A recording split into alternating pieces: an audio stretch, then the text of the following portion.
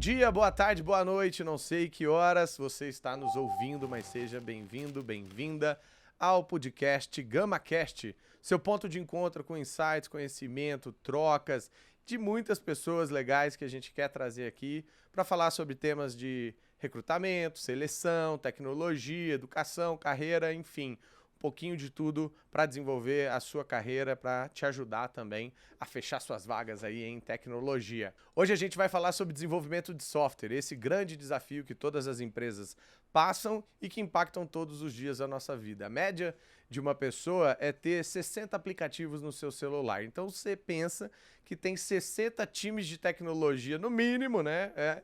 E dividido por squads ali, dividido por um monte de estrutura, desenvolvendo essas aplicações com foco no usuário, com foco em descobrir como ter menos fricção possível para você fazer o que você precisa fazer. Isso eu estou dando exemplo só da área mobile, imagina da área de desenvolvimento web, imagina o tanto de coisa que a gente tem.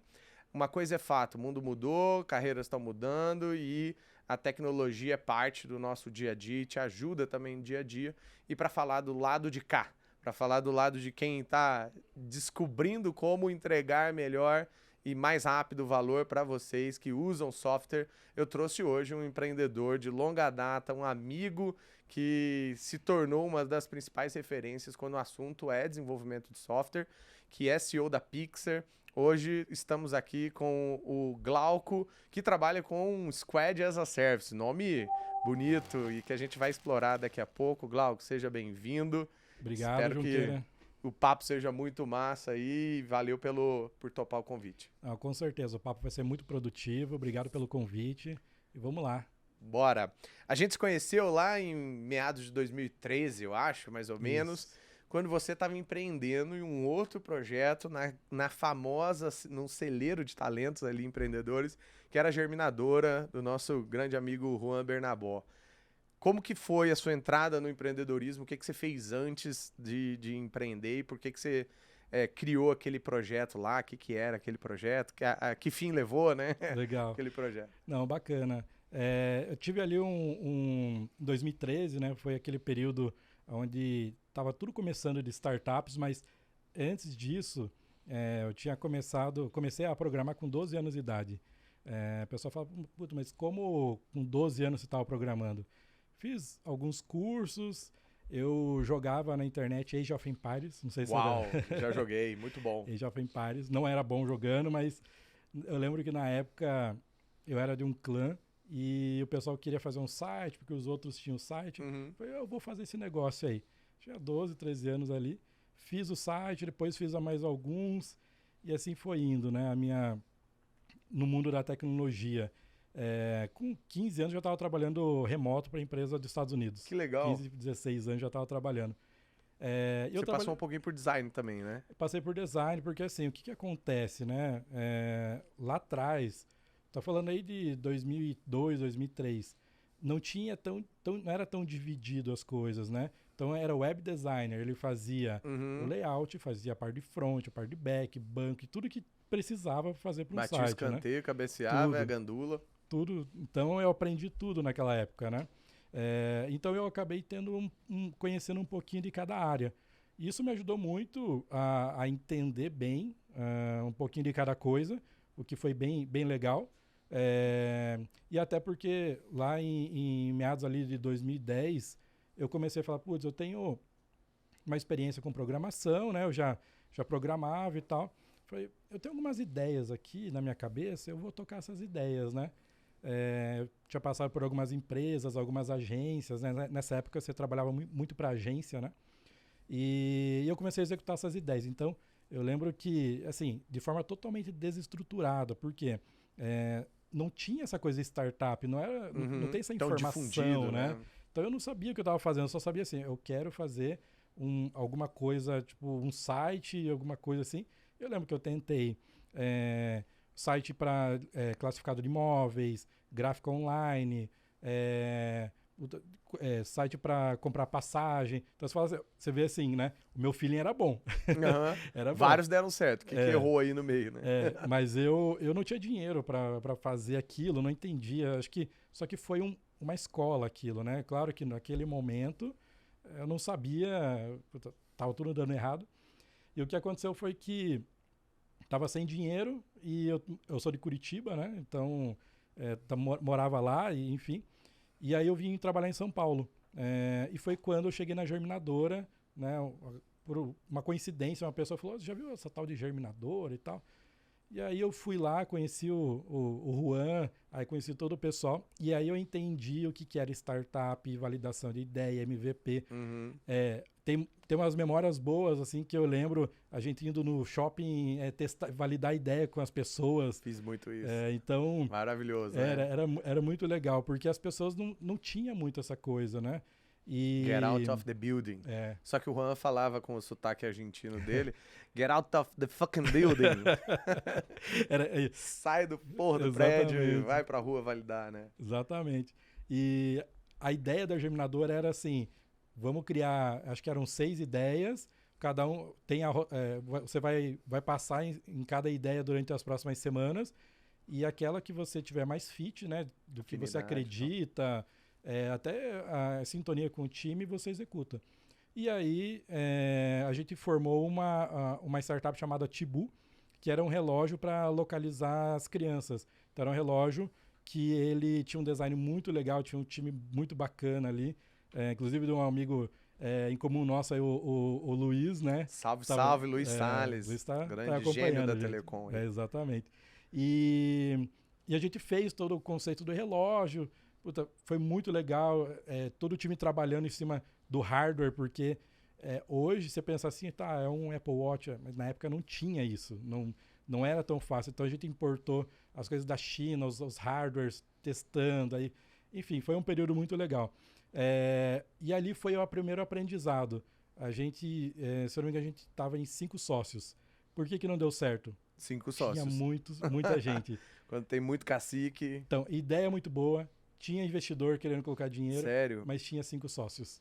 E aí as decisões não andavam. E todo mundo era, tipo, igual em termos de equity? Não tinha uma voz? Todo mundo era igual, todo mundo se complementava, porque assim, um era mais de negócios, um era mais desenvolvedor, outro era de telecom, de hardware.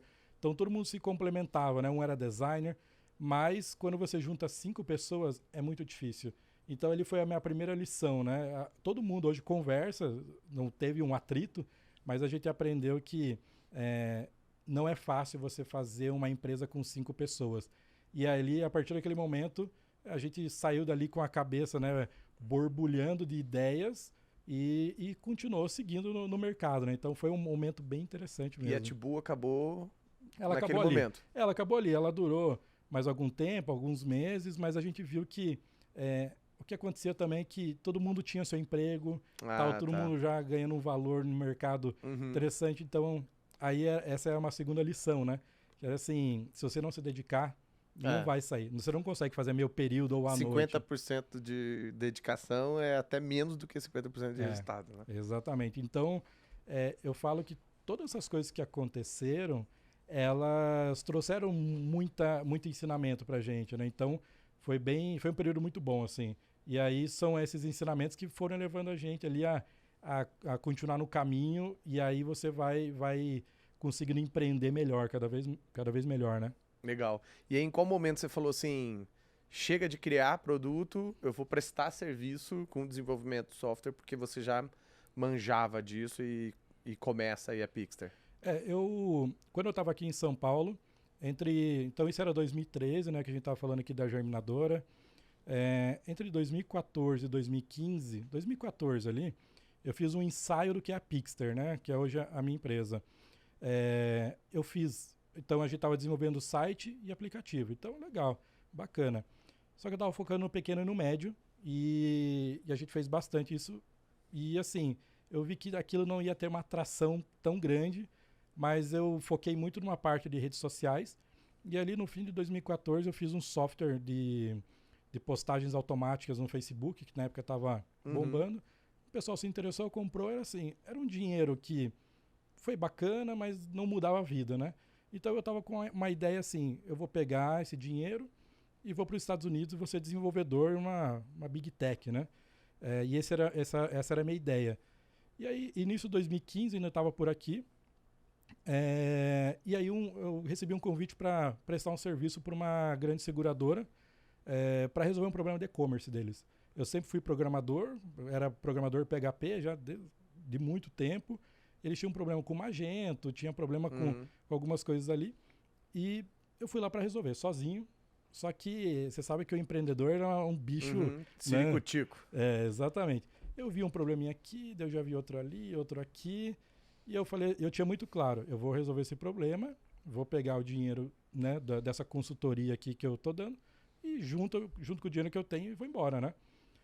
Isso era início de 2015, quando eu vi, no fim do ano já tinha 3 pessoas, no outro ano já tinha 10, 15. Eu fui nesse início lá, na WeWork. Eu fui visitar a Jana Ramos, uma ex-aluna nossa. Sim. Tava trabalhando ali também, junto com vocês. Já tinha uns 3 projetos que você já tava tocando ali. Eu falei, ó, isso aqui tá parecendo aqueles,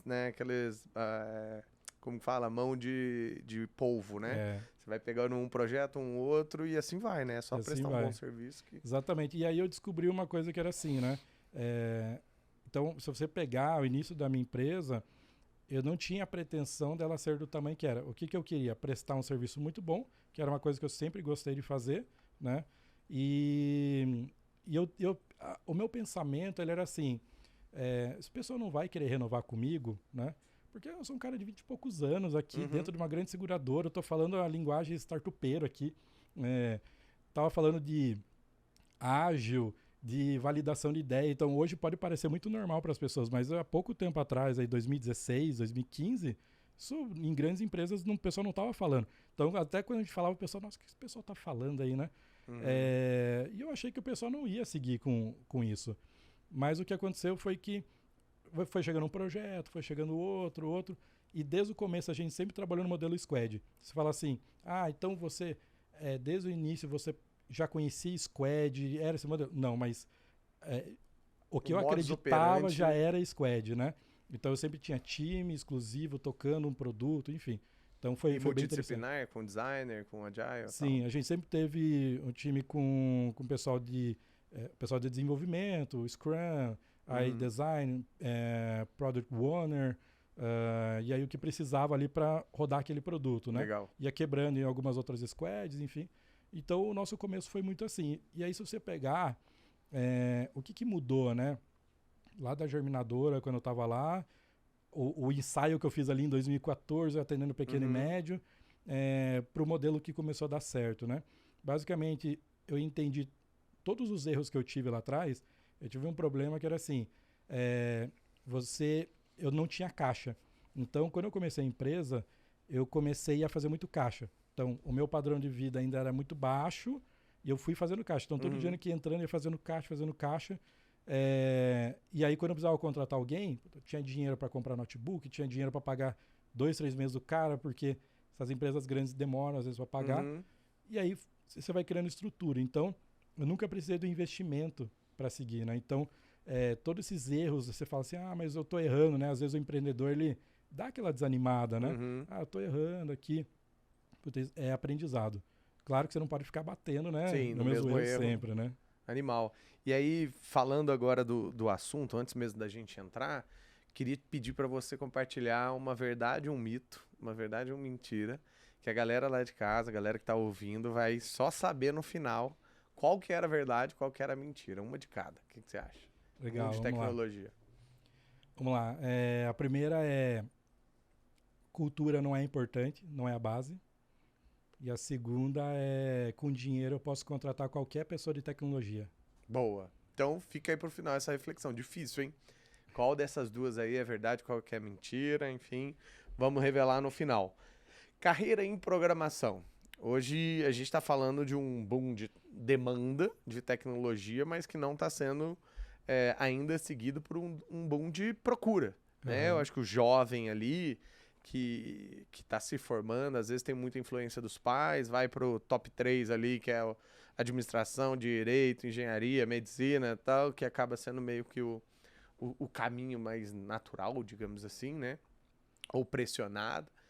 Mas o que você vê como um grande problema dessa descoberta do universo da programação? Porque para você foi através dos games. Você acha que esse é um modelo que a gente deveria seguir, incentivar, plantar uma sementinha desde lá de cedo? Não, legal. Acho que esse é um assunto interessante porque Uma coisa que está acontecendo no mercado, eu acho que isso, o que não é bom, né?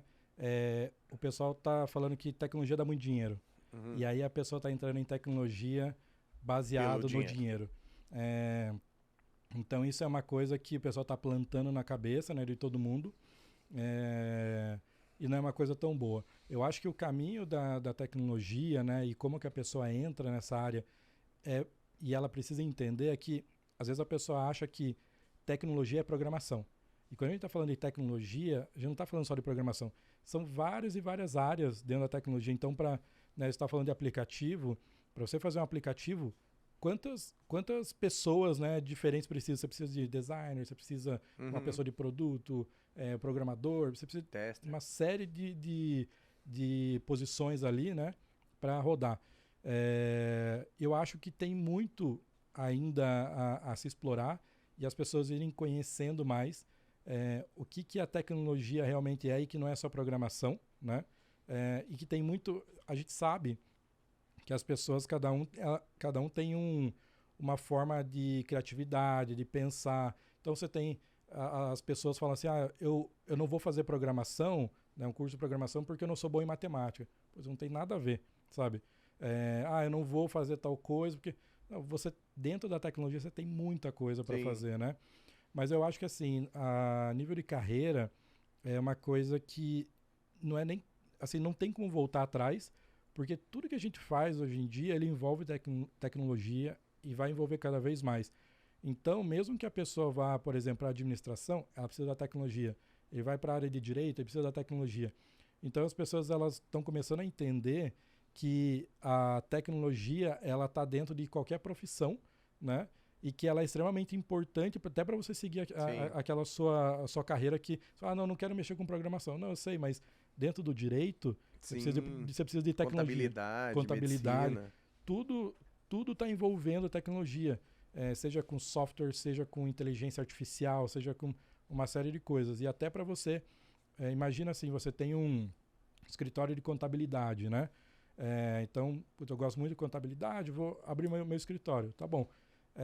Para você atender bem os seus clientes e para você conseguir fazer o trabalho num volume muito grande, você vai precisar de tecnologia. Você não vai conseguir mais fazer no Automatizar papel. processo. Exatamente. Animal. E eu acho que também tem uma visão, eu acho que ainda é simplória, dos próprios pais em relação à tecnologia, né? O quanto há a possibilidade da pessoa ter acesso a um computador hoje e há 10 anos É. atrás isso não era uma realidade. Então, quanto mais você vê tecnologia se tornando popular, descentralizando, desmonetizando, mais acesso vai ter. Logo, eu espero que, né, daqui 10 anos isso seja um processo natural.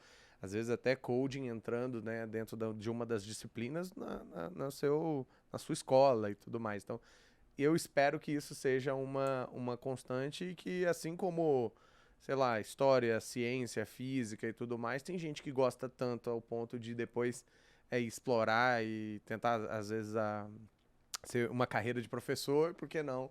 Coding vai poder estar em todos os lugares, né? Sim, exatamente. Hoje você vê, né, que já tem a parte de coding em algumas escolas particulares, mas eu acho que o grande desejo, né, é que isso esteja aberto para todo mundo.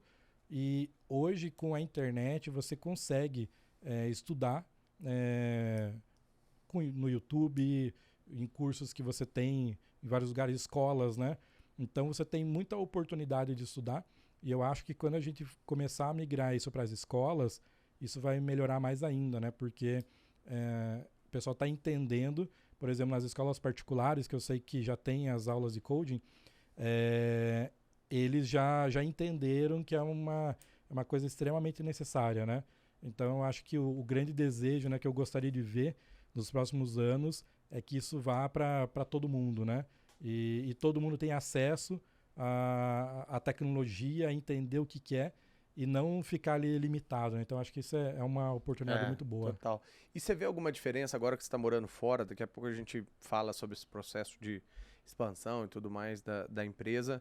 Mas você vê culturalmente, assim, a cabeça do americano e a cabeça do brasileiro em relação à tecnologia é diferente? Se sim, no quê?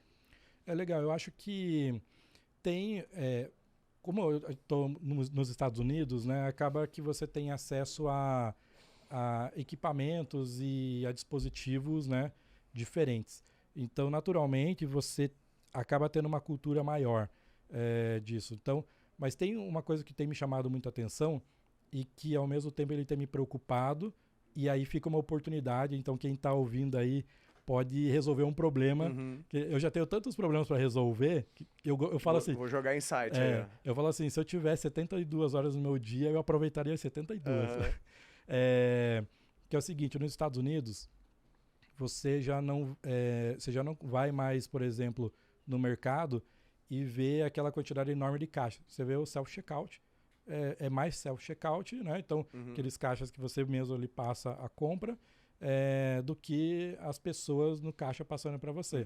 Aí você tem já muito o Amazon Go, né? Que é o mercado. Aí você tem, por exemplo, alguns McDonald's, a grande maioria que você vai lá, só tem o totem, só tem alguém para entregar para você.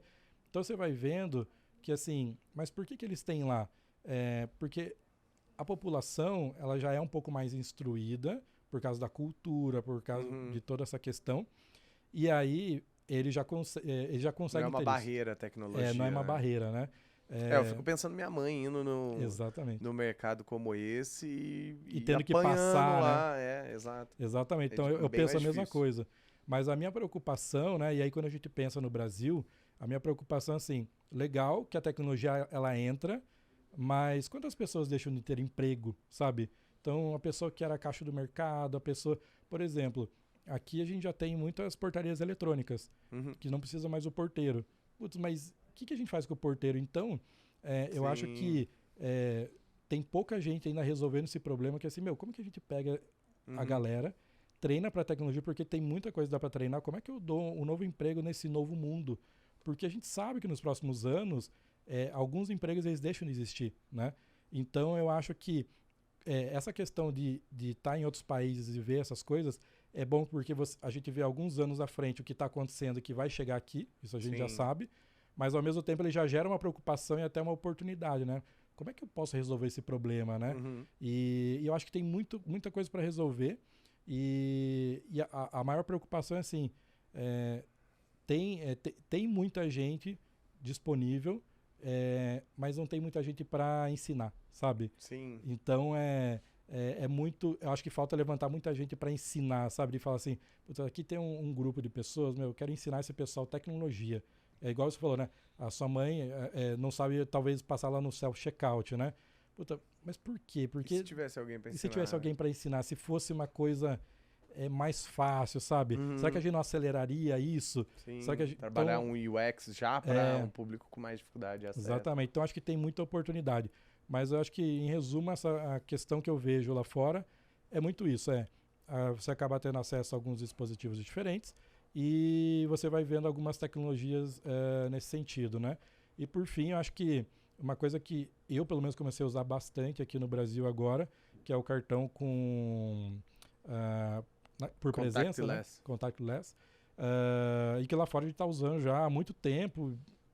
Então, muito Starbucks em vários lugares.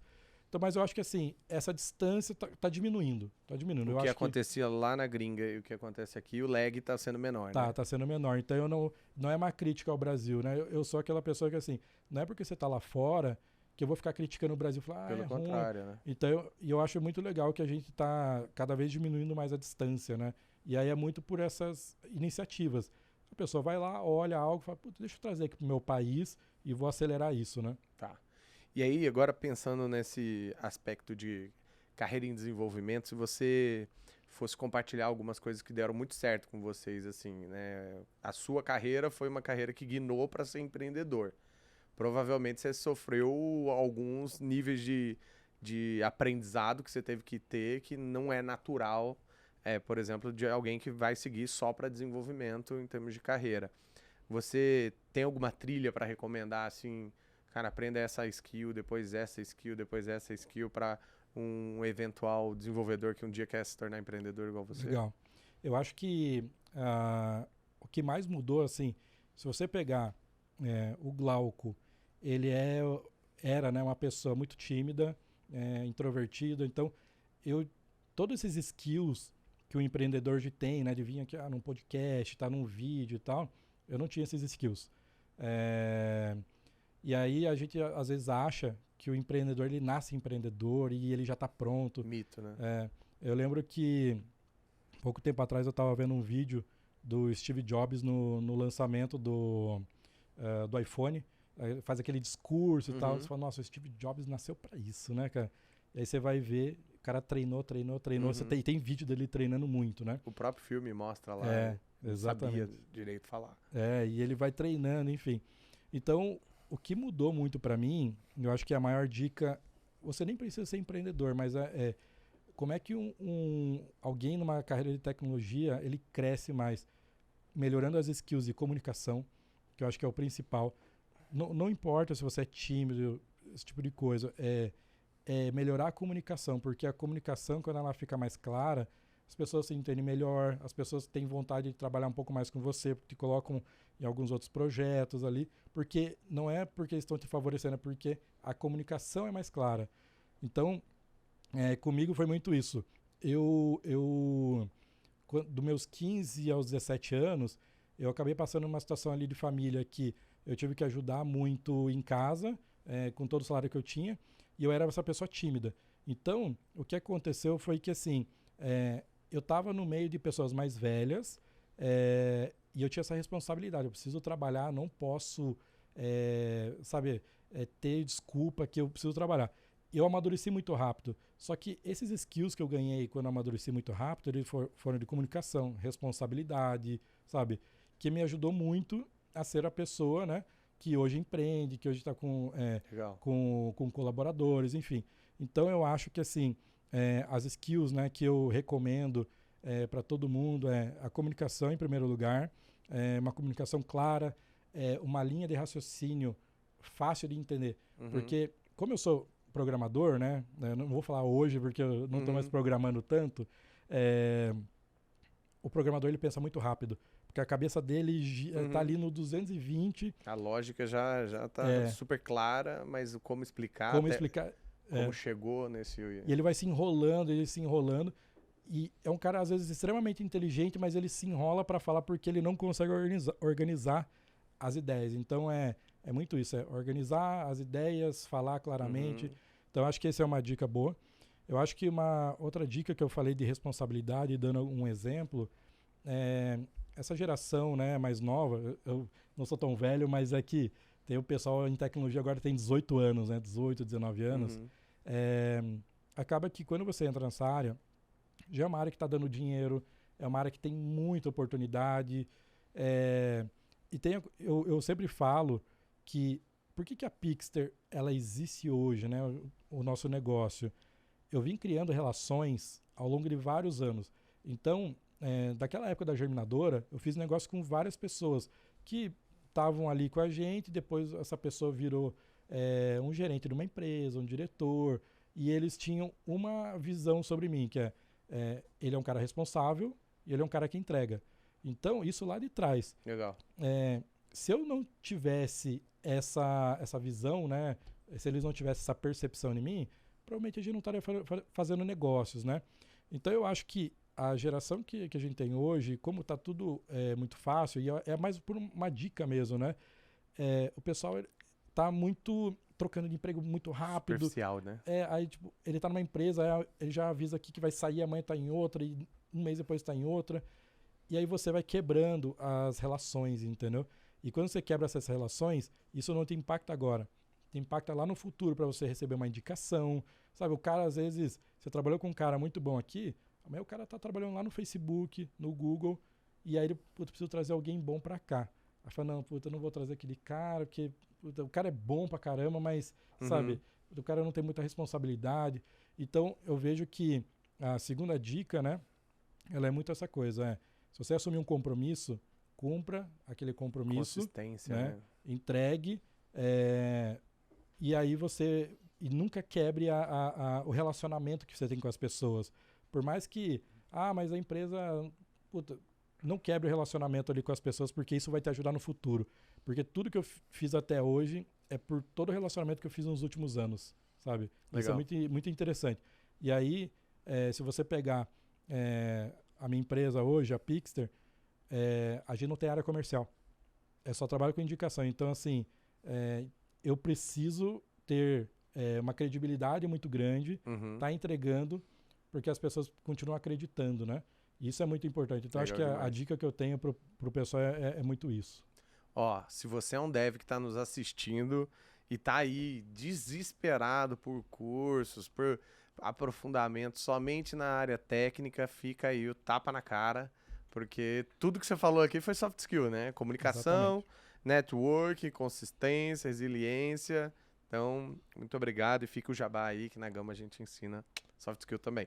Mas, desenvolve, né? Porque soft skill é com tempo e tudo mais.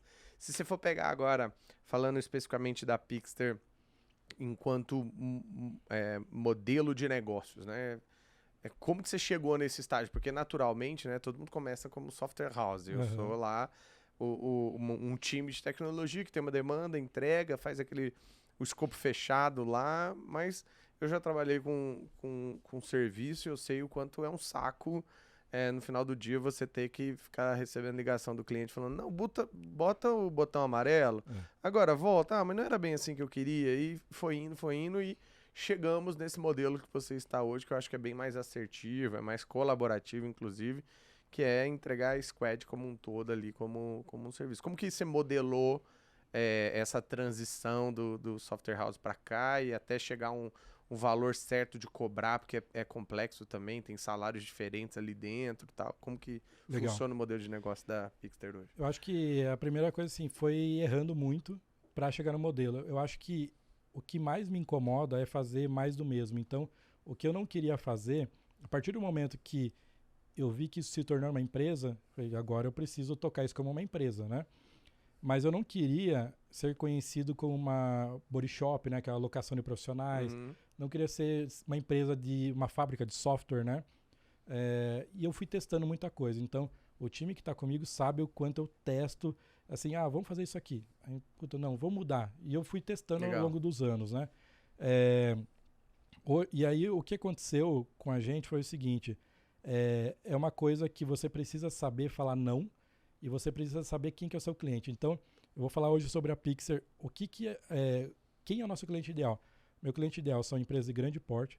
Então, eu falo não todos os dias para empresas de pequeno e médio porte. Na verdade, eu indico outra empresa, mas porque eu não quero atender eles, não é que eu não quero atender, é porque eles não se encaixam nos processos que você criaram ali, já foi pensando nisso. A segunda coisa eu estou focado em bancos, seguradoras, auto e saúde e tecnologia.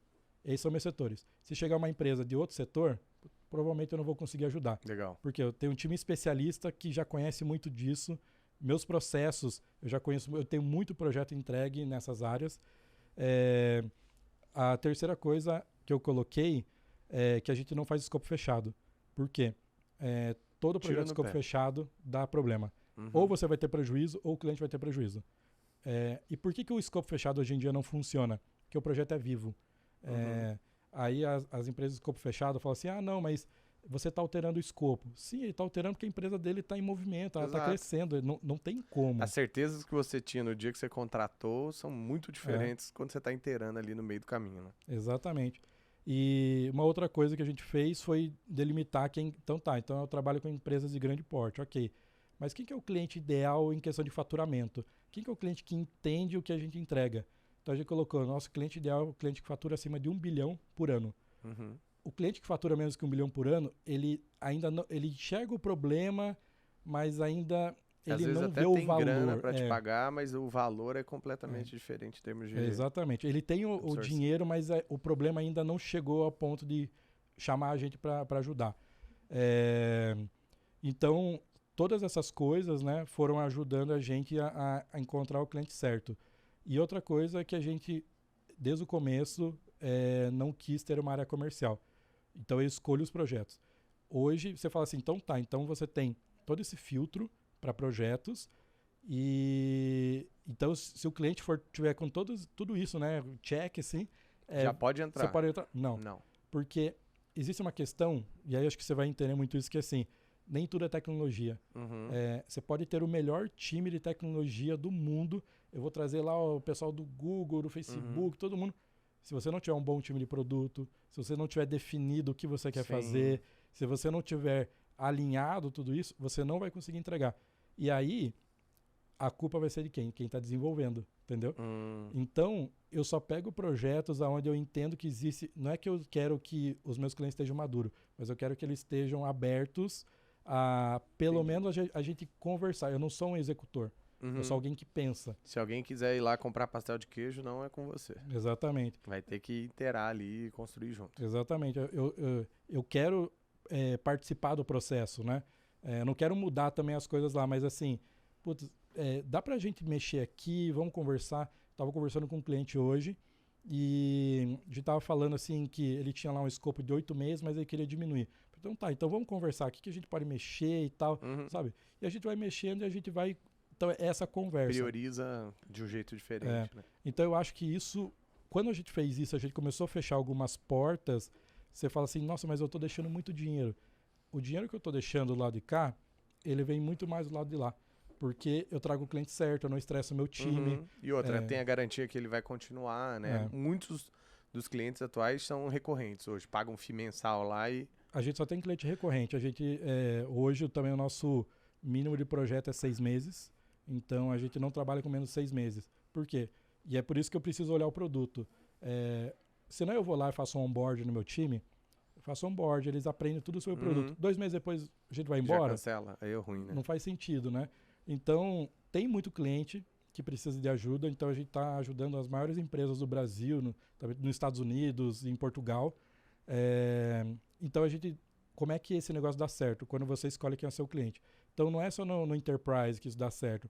Se você focar em médias empresas, você vai conseguir fazer a mesma coisa, em pequenas empresas a mesma coisa. Saber dizer não é difícil, né? O problema é que as pessoas querem ser generalistas. E o generalista, ele faz tudo, mas ele não consegue...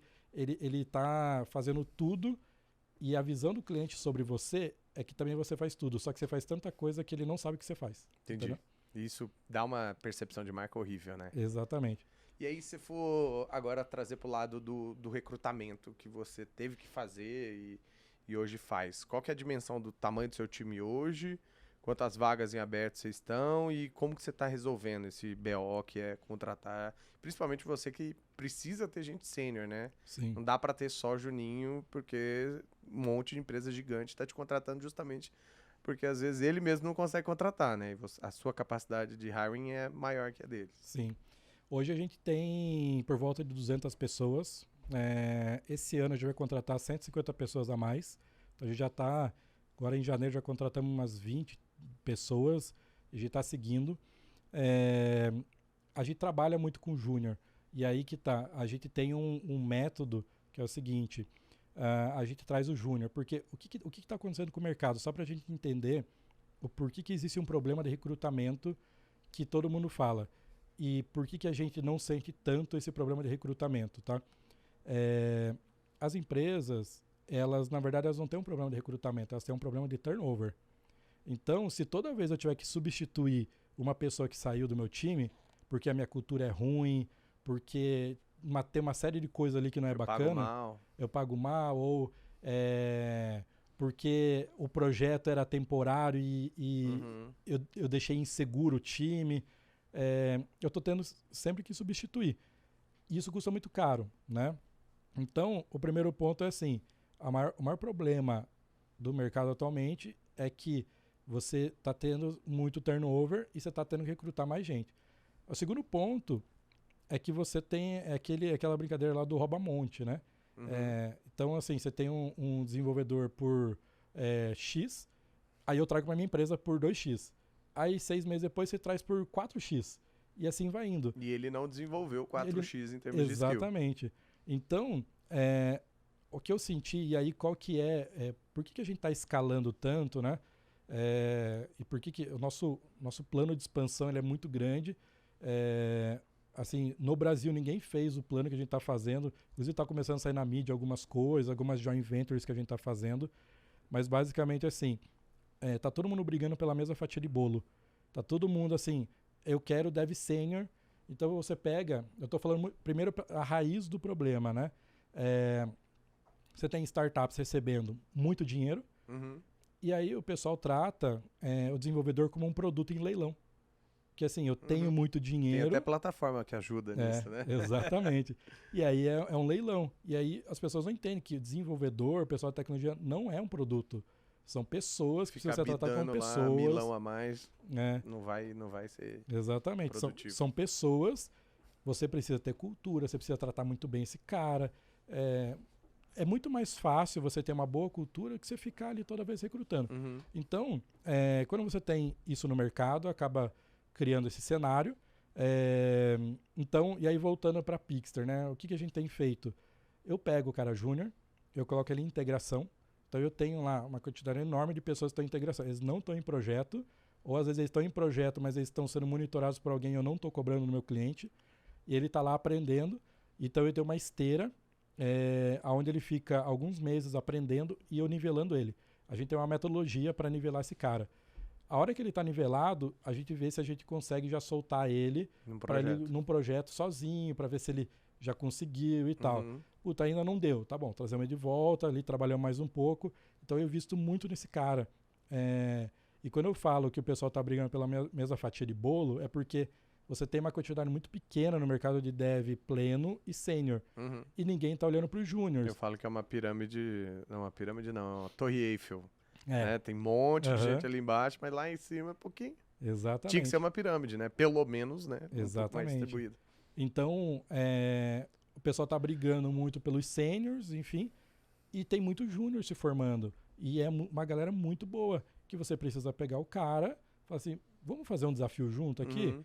Às vezes você pega um cara que tem um soft skill muito bom, que é um cara que estuda muito, em 3 meses esse cara tá voando, entendeu? E tem que ter paciência, saber que é um investimento e dar o tempo ao tempo. Exatamente, né? Você coloca um mentor ali para ajudar ele.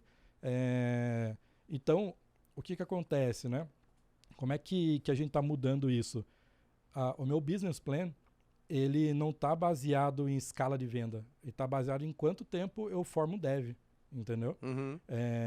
Só que as startups, como um todo, elas estão falando assim, eu tenho dinheiro, eu tenho um business plan que eu preciso escalar pra caramba. E como eu tenho muito dinheiro, eu vou contratar muita gente. Dane-se, né? E aí ele não está formando. Moedor de carne. Exatamente. Então, a gente inverteu um pouco essa ordem. Eu não quero ser alguém que pega uma pessoa de mercado aqui e joga aqui, porque senão é só um nome bonito para ser alocação, entendeu? Sim. Então, a gente está mudando muito dessa forma.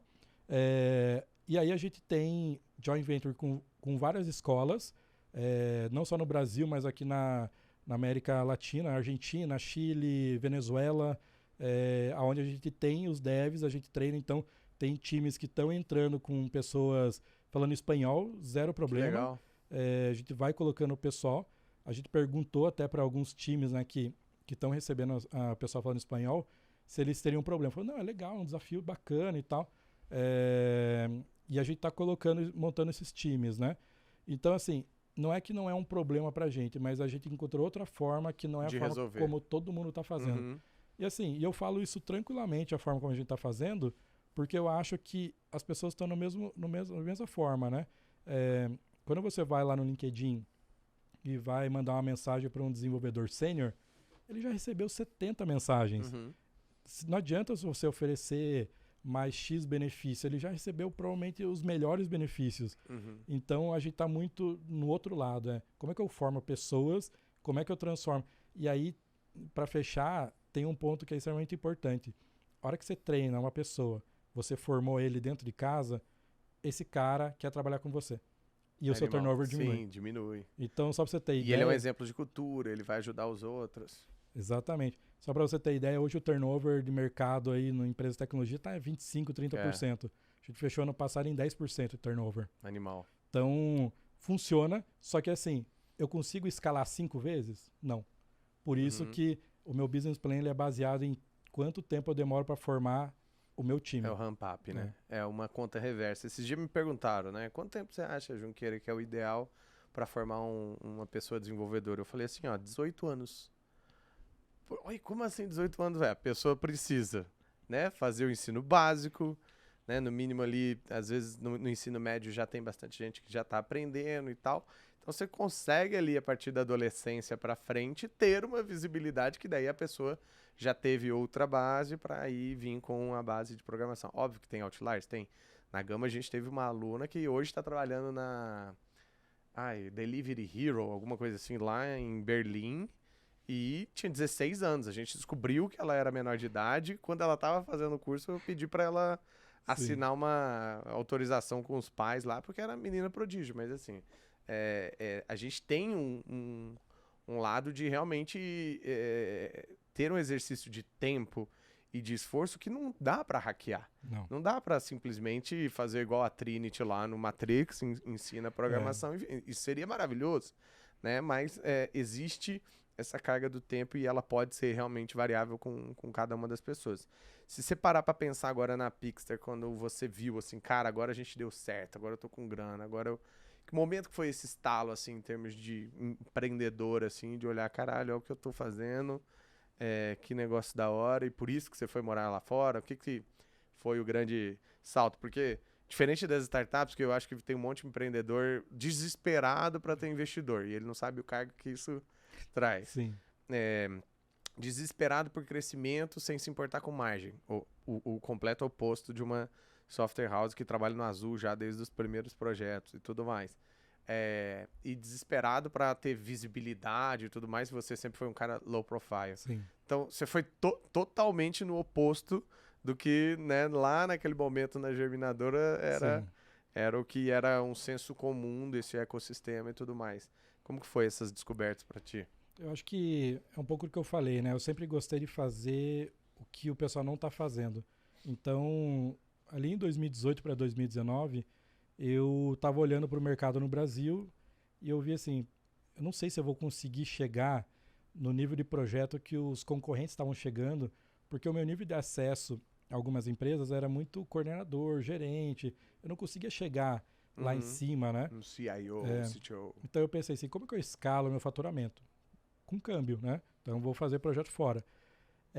Eu fui em 2018 para os Estados Unidos, eu já tinha ido algumas vezes, e eu fui para Nova York, eu fui várias vezes para Nova York, não falava inglês, e eu fui tentar fazer negócio. Fiquei batendo a cabeça em Nova York várias vezes, e assim, de conversar com pessoas, tentar fazer network. Eu conversei com muita gente. Quantos negócios gerei? 0. Porque, assim, e eu fui aprendendo inglês ali, sabe? Fui fazendo aula também. Mas o meu perfil, ele é muito assim, eu vou lá e vou fazer esse negócio acontecer. Então, e aí eu tava ali, já era 2019, eu tava por Nova York e aí eu encontrei na verdade falei pela internet com o pessoal da Stay Film, que era também amigo nosso lá, da época da Germinadora, Douglas, né? Daniel. Exatamente. E eles estavam em Miami. E aí eles falaram, cara, vem pra cá, tem um ecossistema rolando aqui e tal. Eu falei, puta, cara, em Miami. Assim, eu gostava muito de Miami, mas Miami é praia, né? Cabeça que era o Rio de Janeiro. Né? Tipo, praia e mais lazer do que necessariamente negócio, que foi mudando, né? Exatamente. Pensei, o que vai ter de negócio tão bom assim, né? E aí quando eu cheguei lá, a gente fez um happy hour ali, a primeira coisa, o pessoal falou, o que vocês fazem? A gente mexe com squads e tal. O pessoal ficou assim, nossa, que legal, não tem ninguém fazendo isso aqui. Eu pensei, puta, até tem, né? Mas eu descobri que eram empresas pequenas e tal. E aí começou essa coisa da gente começar a se movimentar. Isso era 2019. Nisso você já tinha escritório aqui, todo mundo trabalhando junto, todo mundo não trabalhando era junto. remoto. A gente tinha escritório ali na Alameda Santos, perto da Paulista. Tinha lá escritório para... Cabia mais de 50 pessoas lá. Tinha gente remoto, mas... tinha gente ainda, nessa época, a gente ainda tinha algumas pessoas alocadas, que eu fui para um modelo fazendo alocação de profissionais, e aí quando eu vi que eu não era o modelo que eu acreditava, eu comecei a desfazer. Só que então eu fui deixando ele morrendo, né? Aos pouquinhos, até sair todo mundo. Então o escritório rodando, eu lá, batendo a cabeça e tentando conversar com as pessoas. Isso era 2019, e eu lembro que o Daniel da Stay Film falava assim, cara, isso aqui é o novo Vale do Silício.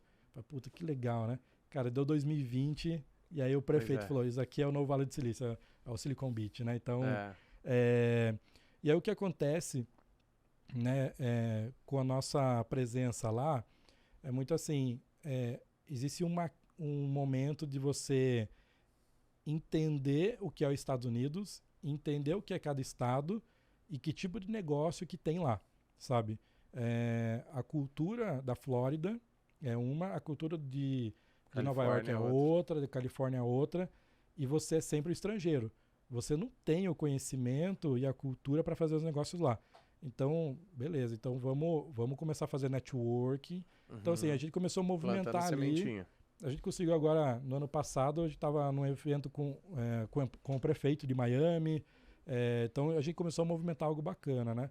Mas eu acho que, e aí respondendo a sua pergunta, né? No momento que você fala assim que aquela virada de chave, você fala, cara, deu certo, foi quando o pessoal mandou uma oferta para comprar a gente. E aí, assim, já tinham feito uma oferta, eu lembro que tinham feito uma oferta... Empresa brasileira.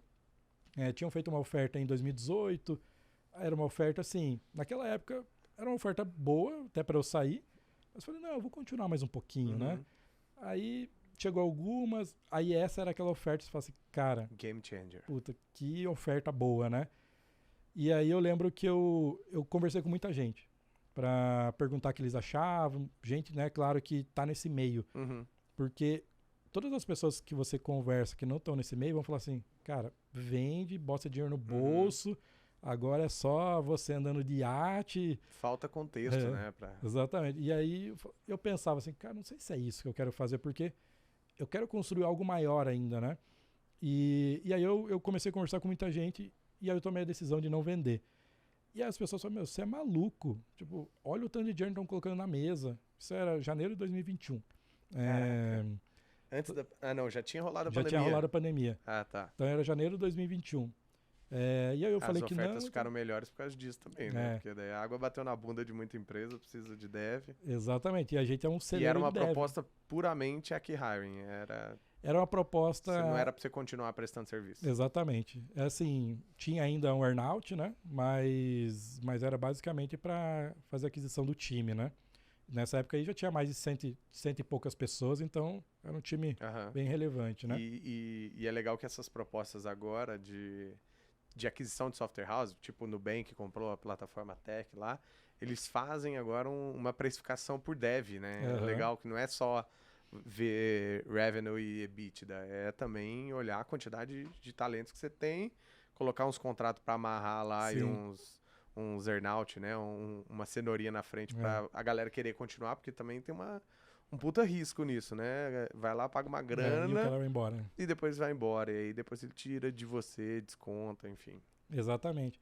E aí acho que um pouco do que eu não queria fazer era um pouco desse modelo, pelo menos nessa época, porque assim, você constrói uma cultura, você constrói todo um negócio bacana para alguém falar assim, não, legal tudo que você construiu aí, mas me dá seus desenvolvedores, que na verdade não são meus, as pessoas só estão ali trabalhando junto, né? Tem um motivo delas estarem ali que pode ser diferente. Exatamente.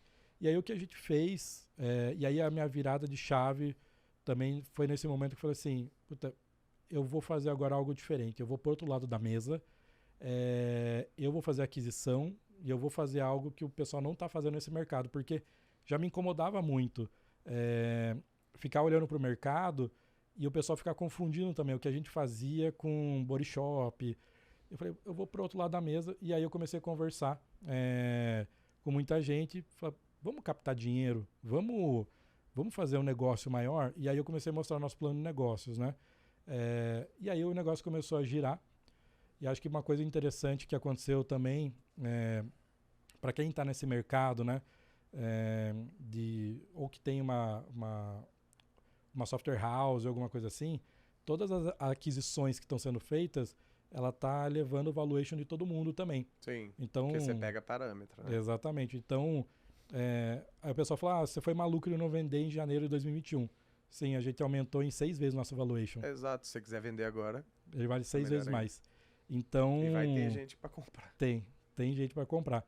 Só que agora a questão é desafio. Assim, eu quero estar muito nesse mundo de educação, só que na educação, o que a Gama faz é um trabalho importantíssimo.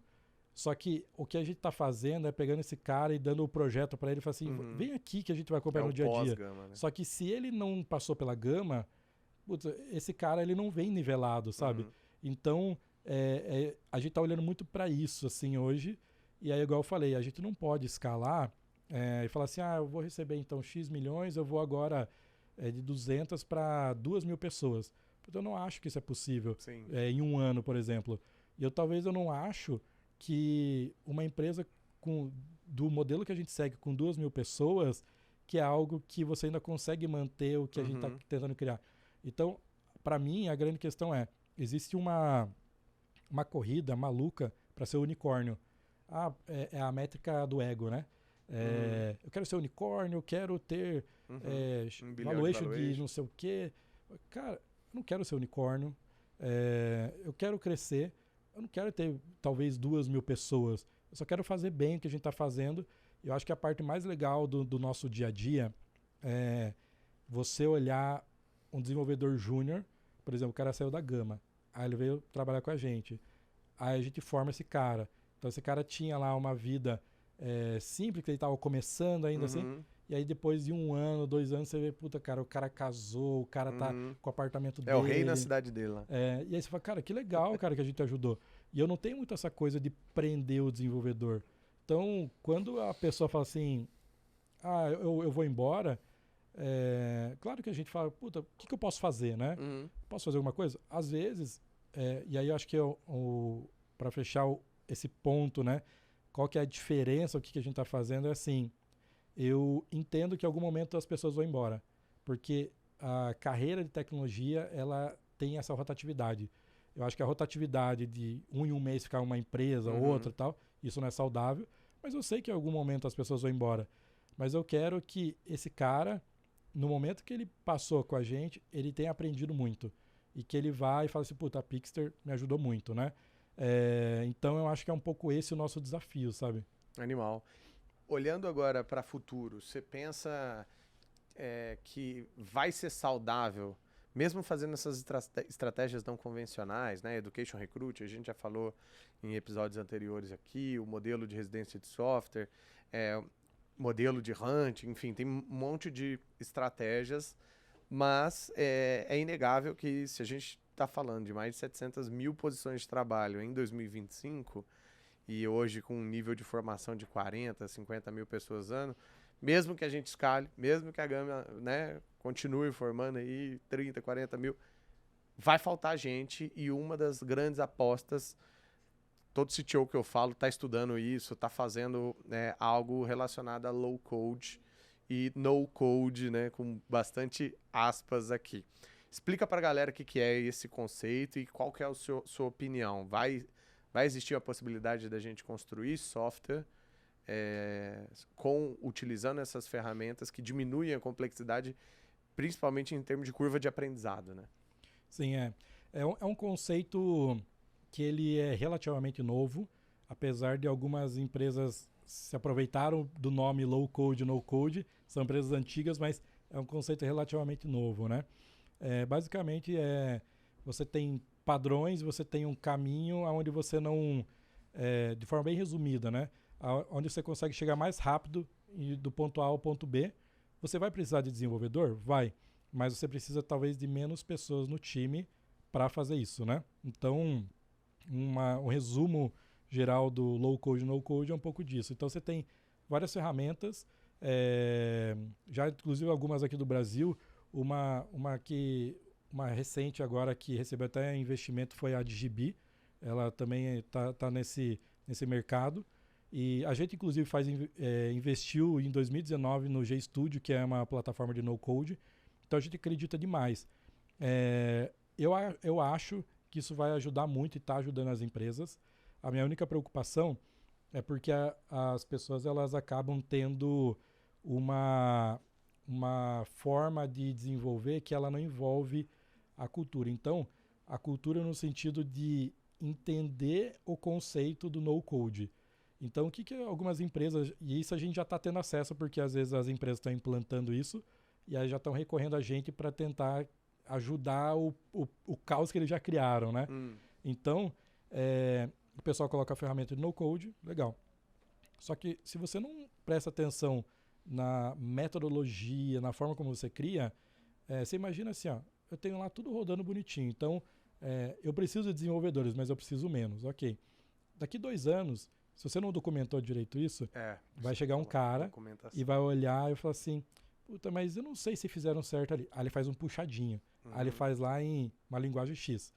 Aí o outro viu que ele fez um puxadinho, ele vai fazer outro. Nossa. E aí você começa a ter tudo em volta do no-code. Então, se isso não for uma cultura do time, você vai ter muita gente fazendo os puxadinhos e o no-code ele não serve para nada. Porque você está criando ali uma gambiarra, digamos assim, né? Então, eu acho que assim, o conceito é muito bom. E eu já vi muitos projetos... Depende do mindset de como aplica. Exatamente. Por isso que eu acho que é extremamente importante os CTOs estudarem, testarem as ferramentas e até saber se o no-code ele serve para aquele negócio. Porque talvez ele não serve.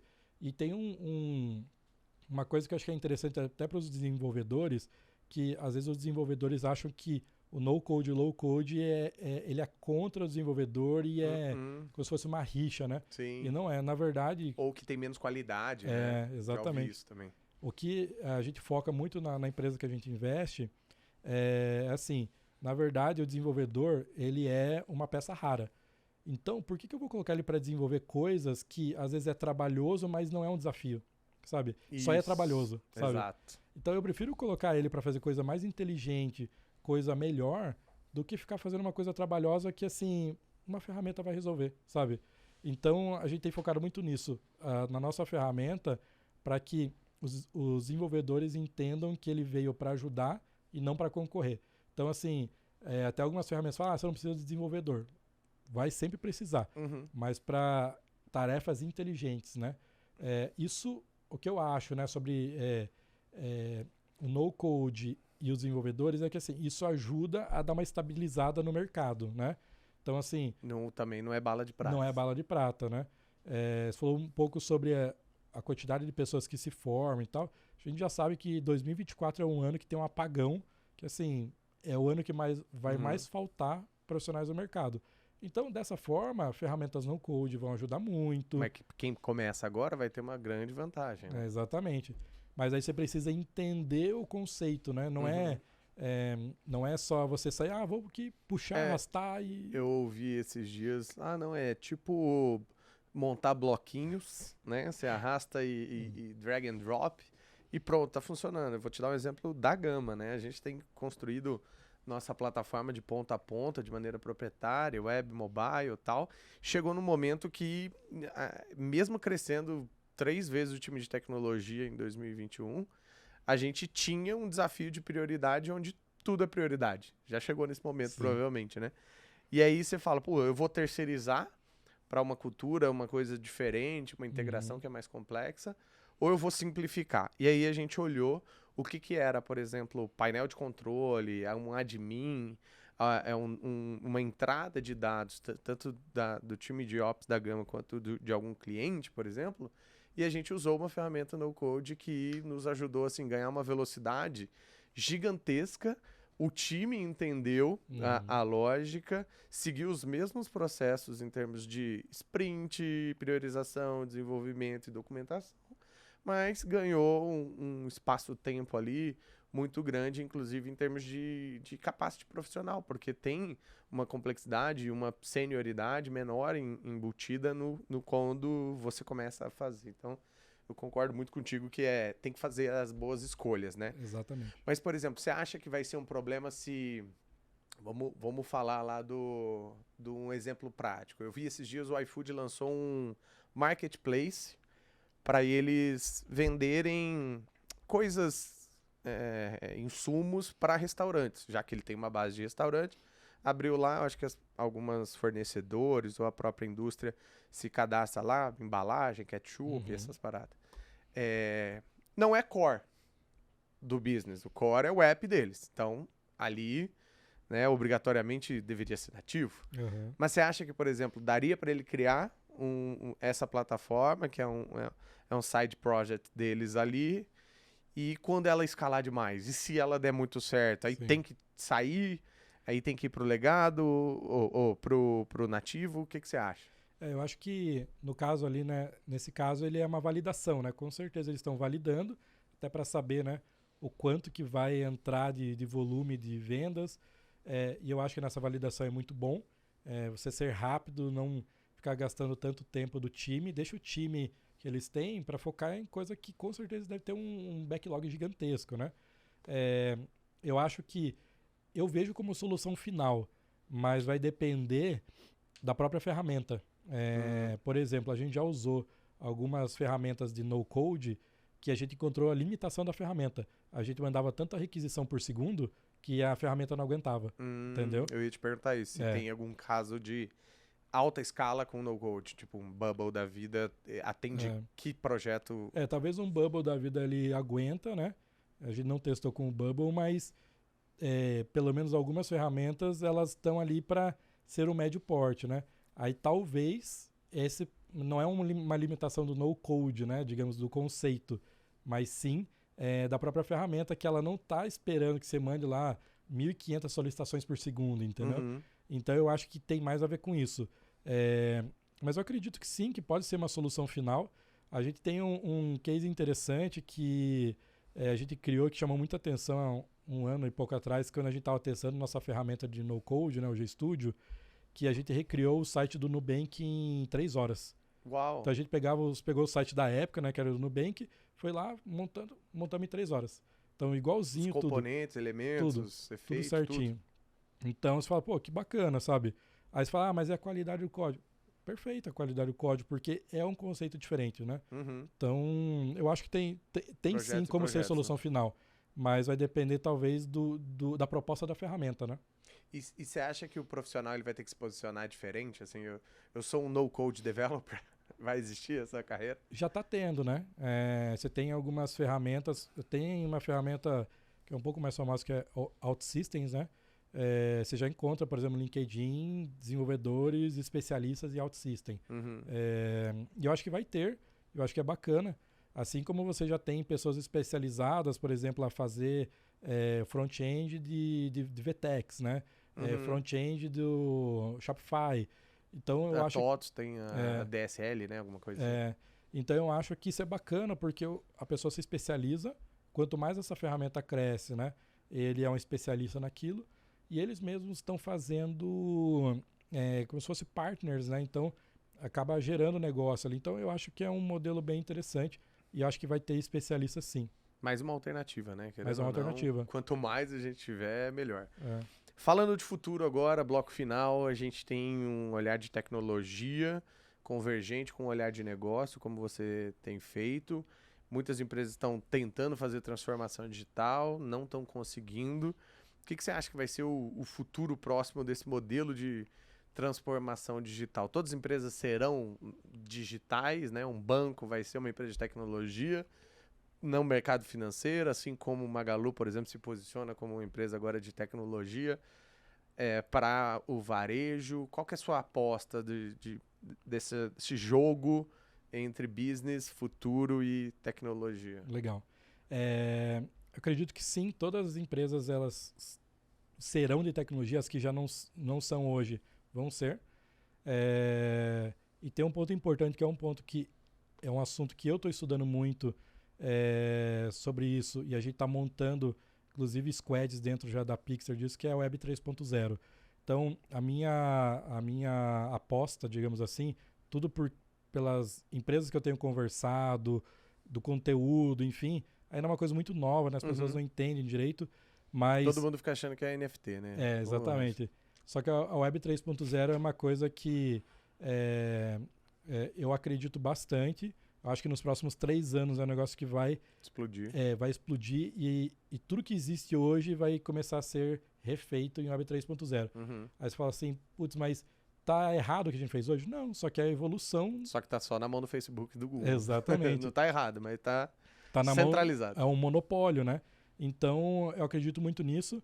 Acredito que todas as fintechs, todas as seguradoras, bancos vão ter que ir para o blockchain. Então, a gente tem squads de blockchain já formadas. Então, eu falo assim que a gente está matando o nosso próprio modelo, porque eu sei que daqui 3 anos o mercado ele vai ter que começar a reconstruir. E eu acho que a parte da tecnologia mais legal é isso. Por isso que o profissional de tecnologia ele não pode ficar numa tecnologia e ficar só ali, sabe, parado. Porque se você pegar 3 anos atrás, era o mercado, agora é outro, e daqui 3 anos é outro, e esse intervalo está diminuindo cada vez mais. Então, esse é o mercado que a gente aposta muito, e que eu acredito que vai crescer demais. Você tem muitas coisas que você pode fazer com blockchain, com NFT, metaverso, enfim. Eu acho que está só começando. Eu acho que o que foi criado até agora, ele é um experimento do que ainda vai vir, sabe? Eu estou começando a ver algumas coisas bem interessantes que o pessoal está começando a criar, e aí o grande problema de quem está um pouco mais atrasado, porque a gente está falando assim, algumas empresas nem terminaram, nem estão conseguindo se posicionar no 2.0, né, no Web 2.0, e já está indo para o 3. É a velocidade da tecnologia. E se ela não se posicionar, assim, ela já perdeu um pouquinho. Vamos pensar numa grande empresa. Ela já perdeu um pouquinho de espaço para as startups. Tem startup que já ficou maior que essas empresas. Sim. Se ela deixar, no 3.0 ela já morreu, já foi. E é muito... esse é o caminho, né? Então, eu acho que quem ainda não está familiarizado, né, com todos esses nomes, né, todos esses conceitos, eu acho que é extremamente importante estudar. Enquanto o Google é só de uma empresa e pesquisa no próprio Google o que é isso. Mas é legal vocês estarem à frente disso, porque daí eu acho que torna também uma vantagem competitiva, né? O dono lá da seguradora, do banco, vai sempre recorrer aos dev, ou a galera de tecnologia para tentar, né, trazer um pouco mais dessa inspiração, desse caminho e tudo mais. E é legal ver que não é só euforia, né? A gente está construindo coisas legais. Meu sonho de consumo é ter um cartório 100% blockchain, não tem mais certificado digital chato pra cacete, do jeito que é a vida do empreendedor. Então, tô apostando também nessas mesmas linhas que você tá investindo. E acho que o interessante é assim, a gente acredita tanto que a gente está investindo em times, e existem essas pessoas formadas? Não. A gente tem que formar essas pessoas. Puta, eu sei tudo sobre isso para formar? Não, a gente está aprendendo todo mundo junto. Só que tem pouca gente no mundo fazendo. Como eu viajo bastante, eu vou conversando com muita gente. Então, eu vou vendo o que o pessoal está fazendo ali e tal. E eu falo, beleza, isso aqui é um mercado muito interessante.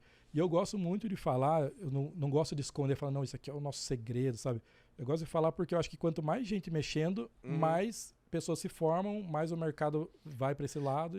E até um concorrente que vai ouvir esse podcast, vai começar a pensar, vai implementar, você já está lá, né, dando volta já na rotatória. Então, eu acho que isso não é um problema.